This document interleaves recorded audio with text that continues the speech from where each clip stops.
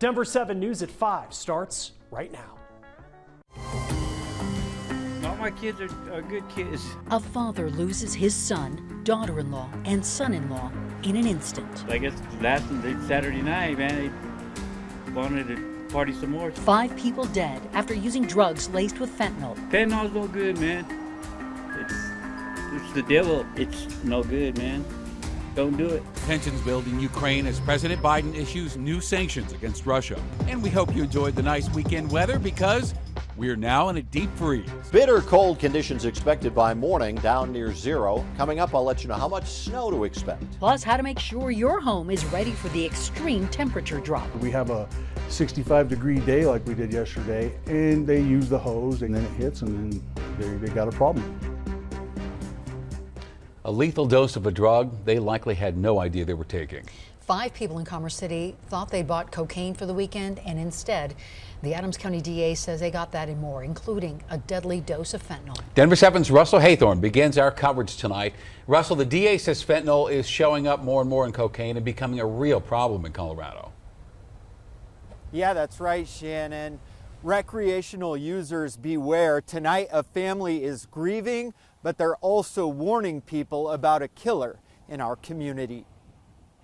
And I don't want to use it. On the porch of his home in North Denver, All my kids are good kids. Dan Marquez still can't believe it. It still really seems like it's a dream or whatever, you know, it's just not reality.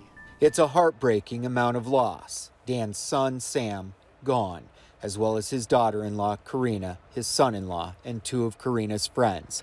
All 5 died this weekend in a tragic drug overdose inside Sam and Karina's Commerce City apartment. My wife was really worried about it, kept calling them and no answers. We all have cell phones, we all call their cell phones, no answer. My stepdaughter went in there and the door was open, she walked in. They're all laying on the floor, man. The DA has confirmed it was fentanyl. Dan says they thought they were doing cocaine. What they got was a lethal dose of something much more powerful. Fentanyl's no good, man. It's the devil. No one was able to get to a phone and call 911 for a medical emergency. It must have just took them just like that. So it happened pretty quickly. All 5 of them. Dan's grown daughter, Cora, somehow survived. It's going around here. Don't do any of that. So did a baby, Sam and Karina's newborn daughter, Aria, found by Selena in a bedroom. Baby wasn't crying at all. So she goes in the room and she must have heard Selena and baby started crying. So I think maybe there was an angel or somebody in there taking care of her. A tragedy beyond words. Sam, he's a good guy. He's 24, loved his job, always talking about his job, talking about his new daughter. He loved his daughter. Said that's the new love of my life.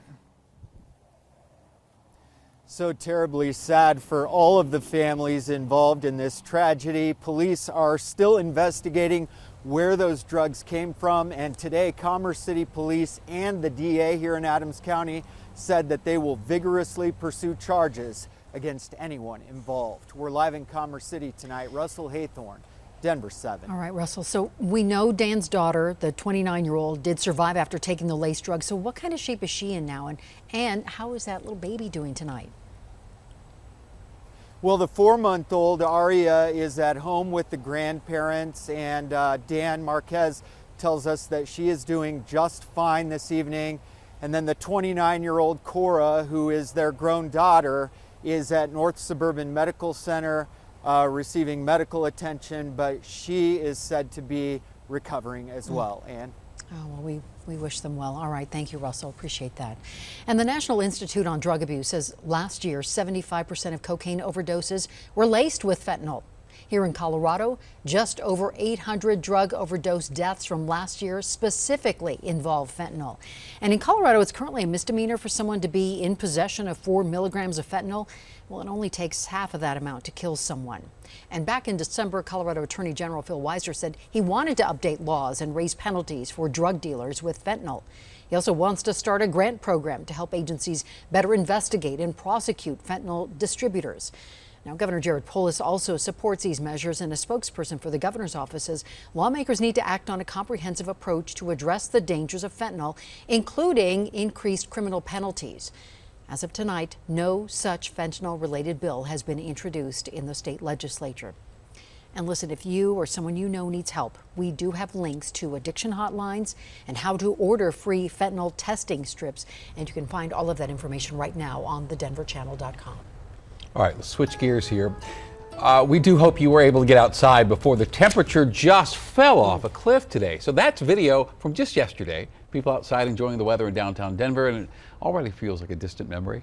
Temperatures plummeted 25 degrees in about 2 hours this afternoon in Denver. So how should you prepare for the deep freeze? Well, we do have team coverage for you tonight to kick off what feels like will be a weather action week. Let's first get to meteorologist Mike Nelson. Mike, you think Denver won't get above freezing until Saturday? Ouch.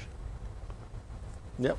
Synchronize your watches, probably about noon on Saturday, it looks like, ladies and gentlemen. Now, the record books will show on this President's Day, the high in Denver was 55, and it was almost 70 over southeastern Colorado. But the big weather story is the change coming in. It's 18 right now in Denver. Our coldest reading of the day, 6 up at Sterling. The front has just roared through Pueblo. They were in the 60s last hour. They've dropped to 39. Combine the winds, it feels on exposed skin like 16 below zero at Sterling, 12 below at Akron, and 3 above in Denver. There's that front pushing southward. The snow is coming into the western part of the state on Pacific air, milder air flowing in from the west. But what we're seeing here is a lot of advisories, wind chill advisories on the plains, winter storm warnings and winter weather advisories for the mountains until Thursday midday. There is a little snow starting to develop to the west of Denver now. You saw Russell had some snowflakes falling in the Commerce City area. A little dusting of snow falling currently in Boulder. Our headlines, Denver switches to Denver over the next several days. Periods of light snow that will pile up to several inches by the time we get to Thursday. We turn below zero by Wednesday morning, and the much heavier snow falls in the mountains. I'll have full details coming up in about 15 minutes. All right, thank you. Okay. Denver 7's Ivan Rodriguez spoke with the plumbing company getting ready for an increase in calls. Ivan is live in Denver. And Ivan, you also spoke with a shelter expecting more people to come through their doors and get out of the cold. And Shannon, just to sum up what Mike said, it's completely right. One word, Denver, Denver, that's all you have to say. It's really cold. You don't really want to spend too much time outside, but that's why it's even more important during days like today that everyone has a place to spend the night indoors. Also, it's a good idea for homeowners to look into protecting their home when those temperatures really begin to plummet. At Samaritan House on 48th Avenue, the shelter is preparing for a string of frigid days. We do expect that our census will increase probably sometime this week with the temps dipping even lower. For this location, which only serves women, there are a total of 270 beds. 190 of them have already been taken. I do expect that it will increase. We have reached these temps before and have not seen our shelter fill. So I don't anticipate that we'll reach the full 270, but I do believe we'll get close. So maybe 250 is around what we are expecting. For women at the shelter, having a temporary place to stay indoors during the cold is crucial. Still, they have dreams of finding a permanent place to call home. Still hopeful, still looking into it, not giving up. I hope a lot of the ladies here, they don't give up. The shelter is also providing extra cold weather gear like hats, scarves, and gloves for people who need to leave during the day. Our primary concern is for the health and well-being of our guests. Across town at Plum Pros in Arvada, they're getting ready to receive an increase in calls. An average day for us without the weather, we're probably doing 50 calls a day. When the weather hits and then we have problems, it could be in the hundreds. I mean, we get swamped. Ramos says some things homeowners can do to protect their properties include opening cabinet doors to allow heat around the pipes, allowing your faucet to drip, and knowing where your water shutoff is in case your pipes end up bursting. We just get caught off guard. We have a 65-degree day like we did yesterday, and they use the hose. They don't disconnect it or leave water exposed to the elements, and then it hits, and then they got a problem. And we're already seeing some of that light snow begin to come down. Going into tonight, another reminder to bring in some of those outdoor plants and, of course, your pets. Live in Denver, Ivan Rodriguez, Denver 7. All right, Ivan, thank you for that. Now to another big story tonight. We are closely monitoring the rapidly developing situation in Ukraine right now. Russian President Vladimir Putin has now ordered troops into eastern Ukraine after formally recognizing rebel regions. Now, Putin says this is, quote, to maintain peace. The White House says President Biden will soon issue an executive order that will prohibit new U.S. investments, trades, and financing to or from those rebel regions of Ukraine. Now, as of right now, those sanctions do not apply to Russia. The U.S. is also encouraging Ukraine's president to move to the western part of his country for his own safety. The delivery driver told me that there was a 40,000 mile mileage discrepancy, which means that I essentially could never resell this car. A car's mileage not matching the title. Contact Denver 7 exposes more issues with cars sold through Carvana. Are insurance companies to blame for the problem? If it's not on Carfax, they know they can sneak it by an unsuspecting consumer. And new signs are popping up across South Denver, hoping to send a clear message to drivers at night. That says, "I'm easy to miss. Drivers watch for pedestrians at night." I think it's a great message